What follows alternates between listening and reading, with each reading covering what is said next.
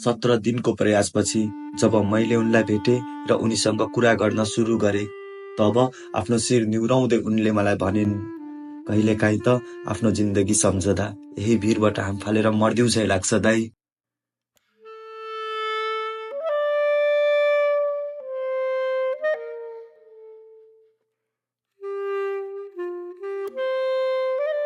यो रत्ननगरको मालपुर भन्ने ठाउँमा रहेको मुस्यार बस्ती हो, जहाँ एउटा घर छ र त्यो घरमा अन्जना नाम गरेकी एउटी सानी नानी आफ्नो आमा र दाइसँग बस्ने गर्छे। तर उसको नाबालिग दिदी भने धेरै वर्षदेखि घरबाट टाढा छे। ठ्याक्कै कहाँ छे भनेर न उसलाई थाहा छ, न त उसको दाइलाई नै थाहा छ, न त उसको आमालाई नै छोरी कहाँ छे भनेर थाहा छ। त्यसैले मैले अन्जनाको दिदी अञ्जलीलाई खोज्ने निदो गरे र 2 हप्ताको प्रयासपछि मैले उनलाई उनको घरबाट लगभग 250 किलोमिटर टाढा पहाडको बीचमा रहेको एउटा सानो होटलमा काम गर्दै गरेको अवस्थामा भेटे। मेरो नाम अञ्जली हो। मेरो घर चितवनको मालपुर भन्ने ठाउँमा हो। होटलमा उनी बाहेक अरू कोही पनि काम गर्ने मान्छे रहेनछन्। त्यसैले होटलको सानोदेखि ठूलो काम सबै उनी आफू एक्लैले गर्नुपर्ने रहेछ। साँझ खाना बनाएर सबैलाई खाना दिएर आफूले पनि खाएर भाँडाकुँडा माझेर भान्सा सफा गरेर बल्ल उनी सुत्न जान पाउने रहेछिन्। यो होटलमा म मात्रै हो काम गर्ने। उनी सुत्नको लागि एउटा सानो टिनको छत भएको कोठा रहेछ, जहाँ सबै काम सकेर आएर उनी एउटा ब्ल्याङ्केटको सहारामा निदाउने गर्ने रहेछिन्। बिहान 5 बजे उठेर होटलको सरसफाई गरेर दिनको सुरुवात गर्ने उनलाई आफ्नै उमेरको बारेमा पत्तो रहेनछ। खै मम्मीले त 16 वर्षको भन्छ, मलाई थाहा छैन। त्यति मात्रै होइन, अहिले आफू कुन ठाउँमा छु भनेर पनि उनले ठ्याक्कै भन्न नसक्ने रहेछिन्। खोइ पोखराबाट त यहाँ आउनलाई त गाडीमा 4-5 घण्टा लाग्छ। यो ठाउँको नाम त थाहा छैन। 3-4 वर्ष अघि एउटा साथीसँग घर परिवार छोडेर आएकी उनलाई घरको याद नआउने होइन, निकै आउने गर्दो रहेछ। विशेष गरी आफ्नो सानो बहिनीको यादले उनलाई निकै पिरोल्दो रहेछ। आफूलाई पढ्न मन लाग्दै पनि आफू जम्मा 5 कक्षासम्म पनि राम्रोसँग पढ्न पाइन। आफ्नो जिन्दगी त गयो, तर यदि आफू घरबाट टाढा बसेर काम गर्दा आफ्नो बहिनीले पढ्न पाउँछे भने आफू यहाँ जति पनि काम गर्न सक्ने भनेर उनले बताइन्। लाग्छ पढ्न मन त, तर के गर्नु, मैले काम गरेन भने उहाँ बहिनी पढ्न पाउन्न। बहिनीको माया लाग्छ। यो अन्जान ठाउँमा उनले एउटा हितको सङ्गिनी पनि भेटिछिन्, एउटा सानो कुकुर, जसलाई उनी डल्ली भनेर बोलाउने गर्दिरहेछिन्। आफूसँगै खुवाउनेदेखि आफूसँगै सुताउने त्यो कुकुरसँग उनी खेल्ने रमाउने पनि गर्दिरहेछिन् र त्यो कुकुरले पनि उनलाई हरेक ठाउँमा पछ्याउने गर्दो रहेछ। डल्लीसँग सुत्छु, उठ्छु, सँगै खेल्छु, हाँस्छु, कुद्छु, जता जान्छु त्यतै आउँछ, पछि आउँछ, खेल्छ। कुनै बेला भने उनको साथी डल्ली उनलाई छोडेर डुल्न जाने गर्दो रहेछ। त्यो बेला उनी एक्लै आफू सुत्ने कोठा अगाडि टोलाउँदै बस्ने गर्दिरहेछिन्, सायद बहिनीको मायाले र पहाडको बीचमा थुनिएको आफ्नो बाल्यकालले उनलाई सताउँदो हो। मैले उनलाई उनले यहाँ भोग्न परेका समस्याहरूको बारेमा सोधे र उनले क्यामेराको अघि नभन्ने शर्तमा कहिलेकाहीँ विदेशी पर्यटक लिएर आएका गाइड र भरियाहरूले उनलाई जबरजस्ती गर्ने प्रयास गरेको र आफू जसो तसो बचेको भनेर भनिन्। यो सुनिसकेपछि मैले उनले चाहे मैले उनलाई उनको घर लगिदिने प्रस्ताव गरे, तर उनले आफ्नो बाध्यताहरू औलाउँदै आफ्नो मन भएको तर आफू घर फर्कन नसक्ने भन्दै मेरो प्रस्तावलाई सहर्ष अस्वीकार गरिन्।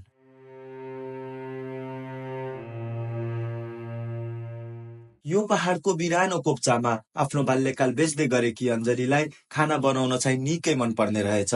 आफू पछि गएर कुक बन्ने रहर व्यक्त गरेकी अञ्जलीले खाना बनाएर होटलमा आएका गेस्टलाई मात्रै होइन, अरूलाई पनि खुवाउने गर्दिरहेछिन्। आफूले बनाएको खाना अरूले मिठो मानेर खाएको देख्दा आफूले आनन्द महसुस गर्छु भन्ने उनले आफ्नो पढ्ने इच्छा अधुरै भए तापनि आफ्नो कुक बन्ने इच्छा जसरी पनि पूरा गर्न चाहेको बताइन्। र म लगायत अरूको लागि खाना बनाउन लागिन्। भोलिपल्ट म फर्कने बेलामा उनले आफूले काम गरेको ठाउँबाट कमाएको पैसा मलाई दिँदै त्यो पैसा घरमा लगेर आमालाई दिनु है भनेर भनिन्। र मैले फर्किएर उनले भने जे उनको घरमा गएर उनको आमाको हातमा उनले पठाएको पैसा दिए। गन्ने कति छ भनेर पैसा पाएपछि उनको आमा खुसी भए। तर मलाई थाहा थियो उनको आमासँग आफ्नै छोरीसँग बोल्न एउटा मोबाइल फोन पनि छैन भनेर। छोरीलाई फोन लगाइदिनु भन्दै उनी गाउँलेसँग हात जोड्दै जानु पर्थ्यो। त्यही भएर पैसासँगै मैले उनको आमालाई एउटा फोन पनि दिए। फोन पाएपछि आमा खुसी थिए, तर फोनमा सिम थिएन र उनको आमालाई एउटा सिम किनेर दिने जिम्मा त्यही गाउँका एकजनाले लिए। नमस्कार, मेरो नाम चाहिँ अमिर माझी हो। म चाहिँ यसै टोलको चाहिँ एउटा बासिन्दा हुँ। अहिले जुन तपाईँहरूले देख्नु राख्नु भएको छ भिडियोमा, यो चाहिँ अञ्जलीको घर हो र उहाँ चाहिँ अञ्जलीको आमा हुनुहुन्छ, जुन अहिले अञ्जली पहाडमा काम गर्दैछिन्। भर्खरै चाहिँ हामीले चाहिँ मोबाइल र पैसा पायौँ। त्यो मोबाइलमा चाहिँ अहिले सिम छैन। सिम निकाल्ने काम चाहिँ मैले आफैले गरिदिन्छु। जुन पहिला अञ्जलीसँग कुरा गर्दा उसको आमाले चाहिँ गाउँलेसँग गुहार मागेर अरूको मोबाइलमा फोन गर्थ्यो र पछि चाहिँ अब मैले सिम निकालिदिएपछि अब घरमा बसेर आफ्नो छोरीसँग फोन गर्न पाउँछ। कुरा गर्दै जाँदा मैले थाहा पाएँ अञ्जलीको आमासँग नेपाली नागरिकता पनि छैन भनेर। मेरो नाम राजकुमारी अनि मेरो छोरीको नाम अञ्जली अनि हाम्रो घरमा बिजुली पनि छैन अनि नागरिकता पनि छैन, केही पनि छैन। त्यसैले मैले त्यहाँको ओडाध्यक्षलाई त्यस बारेमा सोध्ने विचार गरे, तर ओडाध्यक्षसँग मेरो सम्पर्क हुन सकेन। पछि ओडामा नै काम गर्दै ओडा सहयोगी सञ्जय माझीलाई भने मैले त्यही गाउँमा नै भेट्ने मौका पाएँ र उनलाई किन अञ्जलीको आमासँग नेपाली नागरिकता छैन भनेर प्रश्न गरे र बल्ल थाहा भयो अञ्जलीको आमाको विवाह पहिला नै एक भारतीयसँग भएको रहेछ र विवाहको केही समयपछि अञ्जलीको बुबाको देहान्त भएको रहेछ। राजकुमारीको घरमा बत्ती छैन। बत्ती नहुनुको कारण चाहिँ उसको नाइता छैन र उसको नाइता नहुनुको कारण चाहिँ उसको अर्कै देशको मान्छेसँग विवाह भएको हो। उसको छोराछोरीको जन्म चाहिँ नेपालमै भएको हो, तर त्यसलाई साबित गर्नलाई हामीसँग कुनै कागजात छैन। अहिले अञ्जलीको परिवार अञ्जलीकै भरमा बाँच्ने रहेछन्। अञ्जलीको आमाले मेलापात गरेर आउने पैसाले उनीहरूलाई खाना समेत पुग्ने रहेनछ। हुन त अञ्जलीको एउटा दाइ पनि छ, तर शिक्षा र सिपको अभावमा उसले कतै पनि केही पनि काम पाएको रहेनछ। त्यसैले ऊ दिनकै काम खोज्न घरबाट निक्लिँदो रहेछ र बेलुका खाली हात फर्किएर घरमा जे पाकेको छ त्यही खाने गर्दो रहेछ। अञ्जलीको सानी बहिनी अञ्जनाको अहिले खेल्ने उमेर छ। अहिले ऊ साथीहरूसँग हाँस्दै खेल्दै रमाउँदै हिँड्ने गर्छे र जब मैले उसलाई उसको दिदीको याद आउँछ कि आउँदैन भनेर सोधे तब उसले यस्तो जवाफ दिए, धेरै याद आउँछ। अञ्जलीले आफ्नो बहिनीको लागि बहिनीले खुब मन पराउँछे भनेर लप्सी पनि टिपेर पठाएकी थिइन् र उनले पठाएको लप्सीबाट एक दुईवटा चाख्न मैले पनि लिए र बाँकी लप्सी उनको बहिनीलाई दिए। लप्सी पाएपछि उनी लप्सीको झोला लिएर कोठाभित्र छिरिन् र केही क्षणपछि साथीहरूसँग लप्सी लिएर खेल्न गइन्। आज त दिदीको मेहनतले अञ्जना पढ्दैछिन्, तर के भोलि अञ्जना पढ्न पाउँछिन् त? नेपालमै जन्मिए पनि उनीसँग नेपालमा जन्मिएको प्रमाणित गर्ने कुनै कागज पत्र छैन। कागज पत्र बिना उनको भविष्य कस्तो हुन्छ त्यो प्रश्न मेरो मनमा आइरहँदा मैले अञ्जलीका गाउँका साथीहरू भेटे। मेरो नाम प्रतिज्ञा हो, यसको नाम दिपा हो। हामी अञ्जलीको साथी हो। यी दुई नानीहरू मध्ये प्रतिज्ञा नाम गरेकी यी नानी स्कुल जाने गर्दिरहेछिन्, तर दिपा नाम गरेकी यी नानीले भने पारिवारिक अवस्थाको कारण पढ्न छोडिसकेकी रहेछिन्। स्कुल छोडिसके तापनि कहिलेकाहीँ उनी आफ्नै साथीसँग आँगनमा बसेर किताब भने हेर्ने गर्दिरहेछिन्।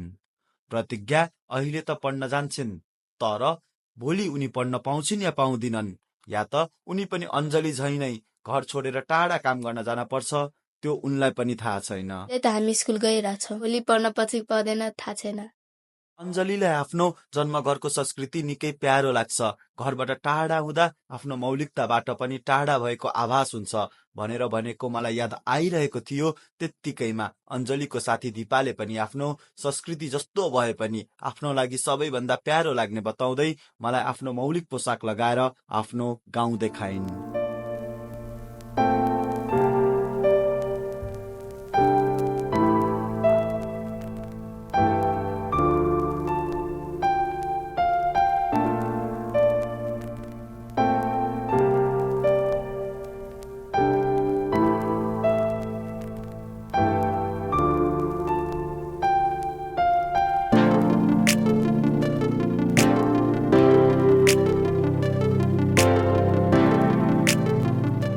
गाउँ त मैले देखेँ, तर गाउँका यी साना नानी बाबुहरूको भविष्य कस्तो हुने हो भनेर प्रश्न भने मेरो मनमा आइरहेको थियो।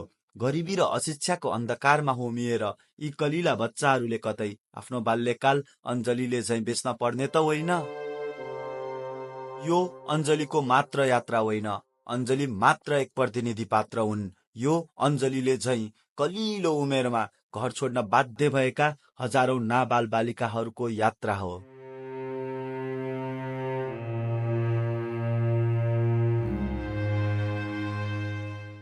अचानकको पीडा खुकुरीले बुझ्दैन भने चाहिँ हाम्रो वरपर घर छोडेर काम गर्ने साना नानी बाबुहरू हामीले कति धेरै देखेका छौं। पढ्ने खेल्ने उमेरमा उनीहरू अरूको काम गर्दै हिँड्ने मात्र होइन, यौन पिचासहरूबाट पनि आफूले आफूलाई बचाउन बाध्य छन् र उनीहरूको यो पीडा सायदै म शब्दमा बयान गर्न सक्छु। हाम्रो समाजमा घटिरहेका यस्ता अनेकौं घटनाहरूलाई डकुमेन्ट्रीको रूपमा तपाईहरू माझ हामी प्रस्तुत गरिरहनेछौं। तपाईको वरपर पनि यस्ता घटनाहरू छन् र तपाईँ हाम्रो माध्यमबाट त्यो घटनाहरूको यात्रा भन्न चाहनुहुन्छ भने हामीलाई तल कमेन्ट गर्न सक्नुहुन्छ अथवा हाम्रो कुनै पनि सोसियल मिडिया ह्यान्डलमा मेसेज गर्न सक्नुहुन्छ। साथसाथै यदि तपाईलाई हाम्रो काम मनपर्छ भने भिडियोलाई लाइक र च्यानललाई सब्स्क्राइब गर्न नबिर्सनुहोला। हस्त जय देश जय नेपाल।